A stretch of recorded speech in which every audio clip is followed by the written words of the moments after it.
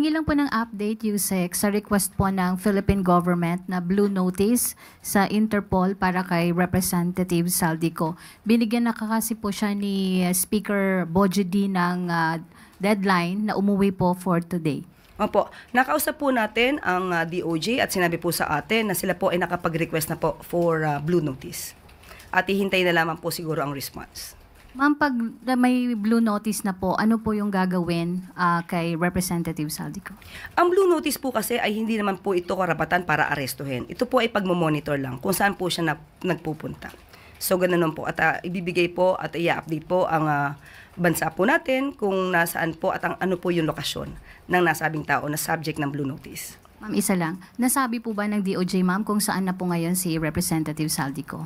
Sa ngayon po, aalamin po natin at ibibigay po natin yung update. At ang pinaka-latest po sa DOJ, pupunta po si SOJ sa ICI for proper coordination. Salamat po, ma'am. Next question.